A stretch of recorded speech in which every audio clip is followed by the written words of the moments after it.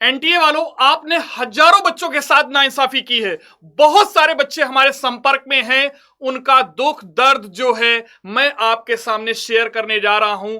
कुछ कुछ बच्चों के मैं वीडियोस भी आपके साथ शेयर करूंगा। इसी कड़ी में एक बिहार का बेहद ही आर्थिक रूप से कमजोर और बहुत संघर्ष करके आगे 646 नंबर स्कोर करने वाला जो बच्चा है बिहार का, हम उसकी स्टोरी को आपके सामने यार लेके आ ये रहे हैं। उज्जवल, ये बच्चा 3 साल लग गए उसको 646 लाने के लिए। और आज इतना cut off, usually cut off 615 के आसपास होता है। इससे ऊपर, वो काफी ऊपर वो बच्चा है। वो अच्छी टॉप मेडिकल कॉलेज में जाने के लिए डिजर्विंग कैंडिडेट है। आप खुद जब उसकी बातें सुनोगे रूह कांप जाएगी आपकी। ये वीडियो के एंड मोमेंट, ये वीडियो जब हमने देखा ना, हमारी आंखें नम हो चुकी थी, हमारी आंखों से आंसू निकल ही चुके थे। आप देखिए इस बच्चे की कहानी, आप भी शॉक हो जाएंगे। और ऐसे हजारों बच्चों की कहानी है। शुरुआत करते हैं उज्जवल की कहानी से।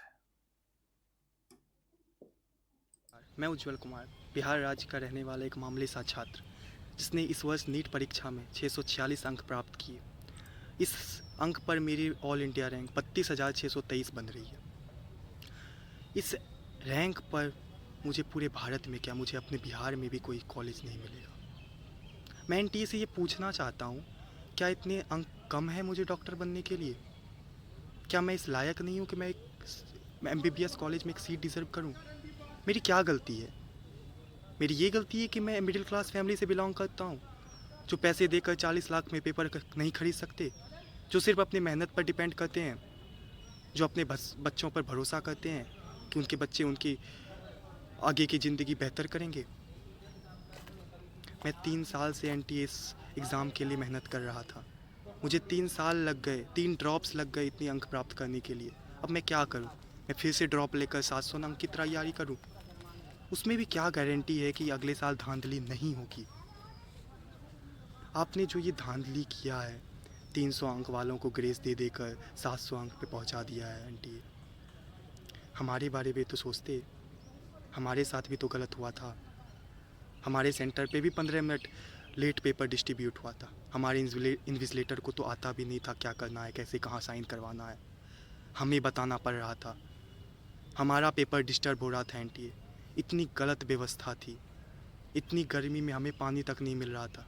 मेंटली टॉर्चर हो रहे थे हम एनटीए, मेंटली टॉर्चर।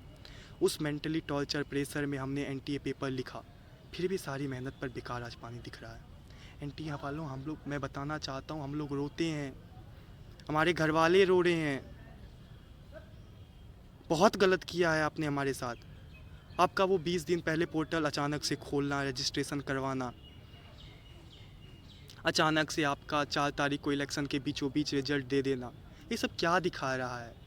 आपने कहा कि 23 लाख बच्चे इस बार अपीयर हुए हैं, इस कारण से 67 टॉपर्स आ गए। किसे बता रहे हो आप? हमें बता रहे हो?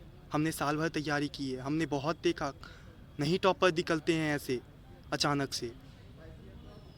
आप बोल रहे हो कि अचानक से टॉपर आ गए, इसलिए कट ऑफ इस बार 658 जा रही है एनटीए। हम कहाँ से इतने ज़्यादा कट ऑफ क्लियर कर पाएंगे? क्या करें हम, बताइए आप ही। कैसे इस धांधलीबाजी में हम लोग, अब इस उम्र में हमें ये धांधलीबाजी देखनी होगी?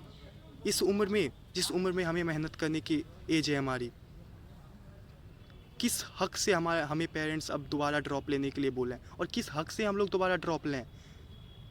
अब क्या 10 साल सिर्फ इस तैयारी में लगा दें, डॉक्टरी की पढ़ाई करें ही नहीं?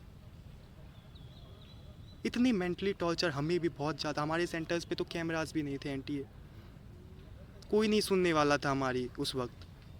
बस हमें बोला जा रहा था तुम लोग अपनी पेपर दो, पेपर पे ध्यान दो, पेपर पे ध्यान दो।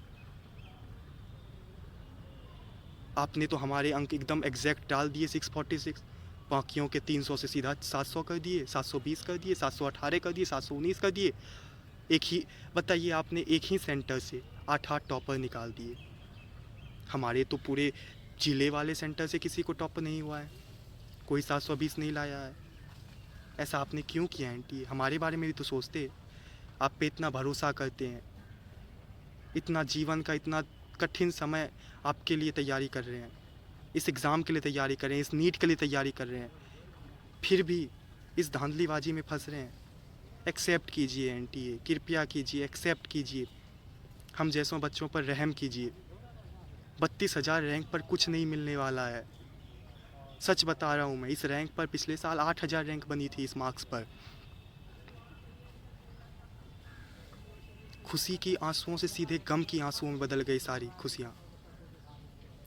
घर वाले रो रहे हैं, हम रो रहे हैं, अंदर से एकदम रोना आता है। जैसे देखते हैं कि काउंसलिंग में कुछ नहीं मिलेगा, रोना आता है एनटीए, रोना आता है। या तो आप रीनीट करवाओ, या तो आप ग्रेस मार्क्स जिनको दिए हैं उनको हटाओ, दोबारा रिजल्ट जारी करो एनटीए। ऐसे मत करो, इनजस्टिस मत करो यार हमारे साथ, कृपया करो यार, कृपा करो हमारा।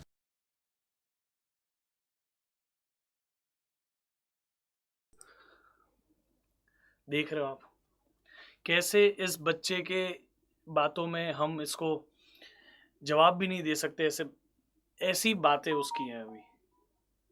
क्या एनटीए अभी भी आपने जो किया है उस पर आपको शर्म नहीं आ रही है? इसके पेरेंट्स को हम क्या जवाब दे सकते हैं बताओ?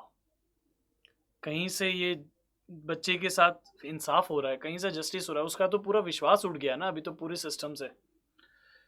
आज आप इतने बड़े अधिकारी बने हुए हैं एनटीए के, कभी तो आप इस फेज से गुजरे होंगे। यदि आपके साथ ऐसा न्याय कर दिया जाता तो क्या आप इस चेयर तक पहुंच पाते? हम बस एक ही रिक्वेस्ट करते हैं आप सभी से जो इस पॉइंट ऑफ टाइम तक देख रहे हैं, इस बच्चे की बात को हर किसी तक पहुंचाइए। हर बच्चे को, हर उज्जवल को इंसाफ मिलना बहुत जरूरी है। कैसे कह पाएंगे कि हमारे देश का भविष्य उज्जवल है अगर हमारे उज्जवल को ही इंसाफ नहीं मिलता है?